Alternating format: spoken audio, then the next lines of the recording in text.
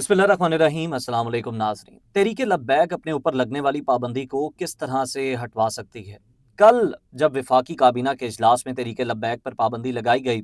इजलास का क्या माहौल था, इजलास के अंदर क्या कुछ हुआ, ये भी आपके सामने रखेंगे। अब जनाब कानूनी माहिरीन की राय कुछ और है और राना सनाउल्लाह की जानिब से जो स्टेटमेंट आई है उसमें कोई और राय है, तो इनमें तजाद पाया जाता है।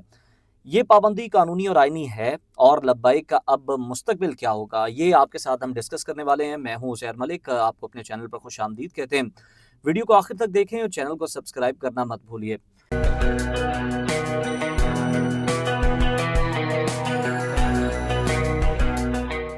नाजरीन, आपको याद होगा हमने इसी मौजू पर इससे यानी कि मिलते जुलते एक मौजू पर एक वीडियो पहले भी बनाई थी, जो कि हमारे चैनल पर मौजूद है, आप जाकर देख भी सकते हैं कि क्या क्या कानूनी तरीक़ाकार, आइनी तरीक़ाकार इख्तियार किया जाता है जब किसी भी सियासी या मजहबी जमात जो है उस पर पाबंदी लगाई जाती है। और माजी में कौन कौन सी जमातें हैं जो कि पाबंदी की जद में आई और उनमें से कितनी कामयाब हुई अपनी अपने ऊपर लगने वाली पाबंदी को हटवाने में, और उन्होंने कौन सा रास्ता जो है वो इख्तियार किया। और अब अगर देखा जाए तो जनाब लब्बैक के पास क्या ऑप्शंस मौजूद हैं इस पाबंदी को हटाने के लिए, ये भी हम आपको आज की वीडियो में बताएंगे। और जनाब वाला, आपको सबसे पहले तो हम ये भी बता दें कि अगर किसी भी जमात पर पाबंदी लगाना मकसूद होती है तो वफाकी काबीना की मंजूरी के बाद ही ये मामला जो है सुप्रीम कोर्ट में भेज दिया जाता है। वफाकी काबीना की तरफ आ जाते हैं। कल जो वफाकी काबीना का इजलास हुआ उसके अंदर क्या माहौल था। वफाकी काबीना का जो इजलास हुआ वज़ीर आज़म शहबाज शरीफ की सदारत में, वहाँ पर कैबिनेट के लोग तो मौजूद ही थे, यानी वज़रा मौजूद थे तमाम, और वज़ीर और उसके अलावा मुशीर मुआवनीन ख़ुसूसी जो है वो उसके अंदर शरीक थे, शामिल थे। साथ ही साथ वीडियो लिंक पर जनाब ये बड़ा गैर अहम था, और इस इजलास का आपको बताएं कि वन पॉइंट एजेंडा था, इसका और कोई एजेंडा नहीं था। कल जब सुबह वज़ीर इत्तलात पंजाब अस्मा बुखारी टीवी स्क्रीन्स पर नमूदार हुई प्रेस कॉन्फ्रेंस के लिए, तो उससे जो सहाफ़ी हैं वो बखूबी अंदाज़ा लगा लेते हैं। तो उन्हें ये अंदाज़ा हो गया था कि जनाब आज कुछ बड़ा होने वाला है, और आज जो फैसला है वो हो सकता है, क्योंकि वफाकी काबीना का इजलास भी आज ही था। तो जनाब बस single point one point agenda था तहरीक लब्बैक के हवाले से, जो सूबाई हुकूमत ने, पंजाब हुकूमत ने सिफारिश की थी वफाकी काबीना को उस पर पाबंदी लगाने के हवाले से, तो उस पर गौर करना था। अब इस इजलास के अंदर जनाब वीडियो लिंक पर पंजाब से कई अहम वज़रा जो हैं वो शरीक थे, अहम वज़रा थे जो शरीक थे, और उसके साथ साथ जो आला सरकारी अफसरान हैं, इंतज़ामिया के हों, पुलिस के हों, वो भी शरीक थे। उन्होंने भी अपनी अपनी जो गुज़ारिशात थी वो वफाकी काबीना के सामने रखी, जो वजूहात थी उन्होंने बयान की कि क्या क्या ये तहरीक जो है वो करती आई है माजी में, और किस बिना पर इस पर जो पाबंदी है वो लगाना मकसूद है। खैर जनाब, वफाकी काबीना की जानिब से ये फैसला कर लिया गया और पाबंदी लगा दी गई। बाकायदा तौर पर इसका एलामिया भी जो है वो जारी कर दिया गया है। अब इस एलामिया के बाद हम देखें तो समझा यही जा रहा था कि जो आइन का आर्टिकल है 17, उसके तहत जो पाबंदी आयद करने की कार्रवाई वफाकी काबीना कर सकती है, यानी पाबंदी आयद करने की बात नहीं हो रही, जो कार्रवाई कर सकती है वो इस तरह से कि जब वफाकी काबीना अपनी कार्रवाई मुकम्मल कर लेती है ना, तो वो फिर ये मामला सुप्रीम कोर्ट को भेज देती है। और काबीना की मंजूरी के 15 दिन के अंदर सुप्रीम कोर्ट के अंदर जो मामला भेजा जाता है उसका तरीका ये होता है कि आपने एक रेफरेंस जो है वो सुप्रीम कोर्ट में दायर करना होता है। सुप्रीम कोर्ट में जब आप रेफरेंस दायर कर देते हैं तो ऐसा नहीं है कि आपने रेफरेंस दायर कर दिया और मामला ख़त्म, सुप्रीम कोर्ट बिना देखे किसी चीज़ को पाबंदी लगा देगा। सियासी आज़ादी जो है, मजहबी आज़ादी जो है, वो किसी भी जमात की इंश्योर करनी होती है, क्योंकि उसका राइट है और रियासत ने इस चीज़ को इंश्योर करना होता है। तो सुप्रीम कोर्ट जो है वो सबूत मांगती है। अगर तो सबूत इस कदर हों उस जमात के ख़िलाफ़ कि वो इंतशार फैलाने की मुर्तकिब हुई हो या नक्स अमन का उससे ख़तरा हो, तो सुप्रीम कोर्ट उन तमाम तर सबूतों को देखती है और उनकी रोशनी में जो है वो फिर कोई अपना फ़ैसला पास करती है। और उसके बाद देखा जाए तो इलेक्शन कमीशन को अहकामात जारी किए जाते हैं जमात को तहलील करने के लिए, और होता ये है कि जितने भी फिर उनके अरकान असम्बली होते हैं, नॉमिनेट हुए होते हैं या इलेक्ट हुए होते हैं, उनको डिसीट कर दिया जाता है, और इस तरह से जमात का जो वजूद है वो मिट जाता है। लेकिन आपको ये भी बताएं कि कल जब वफाकी काबीना का इजलास हुआ तो एक और बड़ी अहम चीज़ हुई, जो कि इस पाबंदी को लगने की वजह भी है इस बार की। आपको याद है 2021 में भी तहरीक लब्बैक पर पाबंदी लगी थी, लेकिन फिर कुछ ही महीनों के बाद ये पाबंदी हटा दी गई थी। ये पाबंदी क्यों हटाई गई थी? ये मामला इतना सादा नहीं है।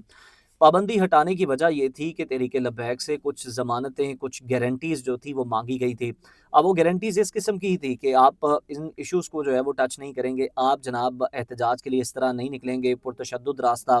اختیار نہیں کریں گے، اقلیتوں کے جو حقوق ہیں اور ان کی جو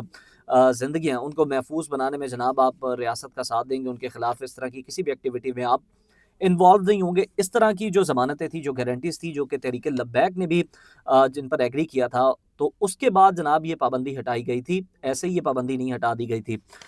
تو اب جناب پنجاب حکومت نے یہ موقف سامنے رکھا تھا کہ وہ جو گارنٹیاں 2021 میں جو ضمانتیں تحریک لبیک نے دی تھی ان پر عمل درآمد نہیں کیا گیا، ہم نے تو پہلے بھی ان کے ساتھ چل کے دیکھا ہے، تو اب ان پر پابندی لگائی جائے۔ تو کہتے ہیں کہ یہ بھی ایک بہت بڑی ریزن بنی تحریک لبیک پر پابندی لگانے کی کل وفاقی کابینہ کے اجلاس میں۔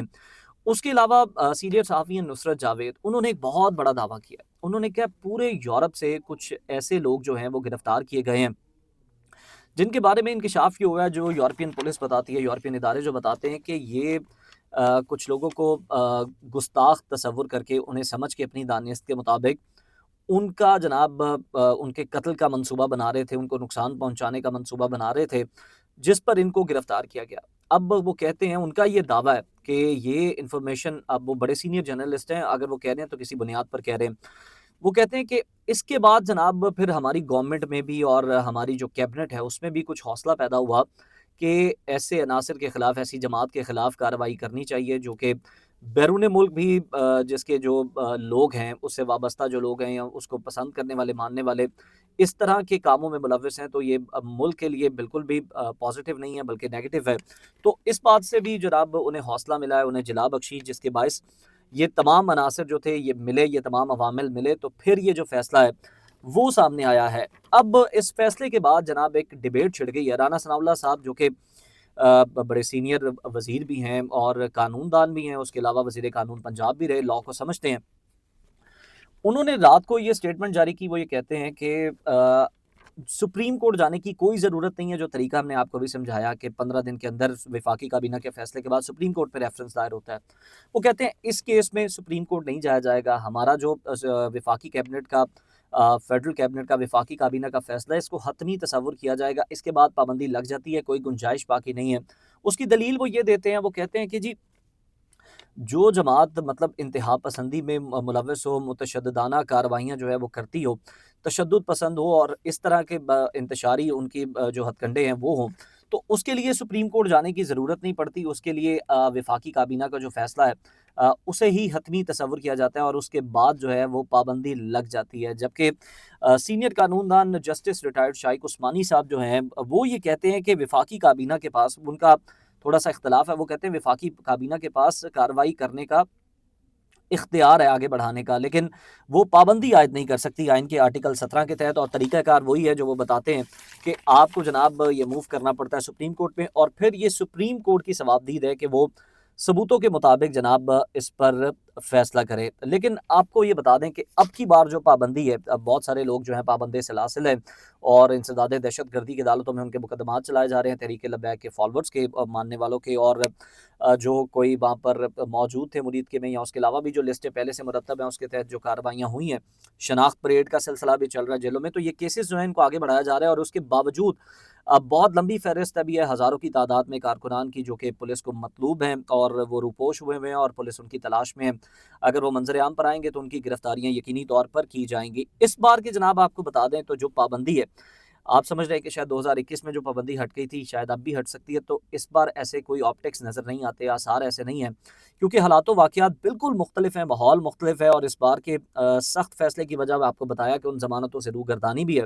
جو کہ 21 میں کی گئی، اور پھر جو یورپ کی طرف سے، جو بیرون ممالک سے اطلاعات بھی آئی ہیں گورنمنٹ کو، وہ حکومت کے لیے بڑی پریشان کن ہے، اور اپنا جو امیج ہے وہ بھی گورنمنٹ کو اور بہتر رکھنا ہے ملک کے لیے۔ لیکن جناب ایک آپشن جو ہے وہ ٹی ایل پی کے پاس موجود ہے، ہائی کورٹ میں اپیل کا حق موجود ہے، یا پھر اس نقطے کو جو جسٹس شائق عثمانی صاحب کہہ رہے ہیں کہ سپریم کورٹ میں جو ریفرنس ہے وہ دائر ہوتا ہے، اس کو بنیاد بنا کر جو ہے وہ اپنا مقدمہ اعلیٰ عدالتوں میں تحریک لبیک جو ہے وہ پیش کر سکتی ہے، اور پھر عدالتوں سے ہی انہیں ریلیف مل سکتا ہے، اور ماضی میں بھی ہوا ہے کہ جماعت اسلامی پر پابندی لگی لیکن عدالت نے وہ ہٹا دی تھی سپریم کورٹ میں۔ آخر میں یہ سوال جو کہ بہت ہو رہا ہے کہ کیا یہ فیصلہ مذہبی انتہا پسندی، شدت پسندی روک پائے گا؟ تو اس پر جناب مختلف آ رہے ہیں، کچھ لوگ حق میں ہیں، کچھ لوگ نفی میں جواب دیتے ہیں، لیکن ایک چیز طے ہے کہ اس کے لیے سنجیدہ کوششیں ضروری ہیں، اس سے بڑھ کر جو اقدامات ہیں وہ کرنے ہوں گے۔ آج کے لیے اتنی اجازت دیجیے، اپنا خیال رکھیے، اللہ حافظ۔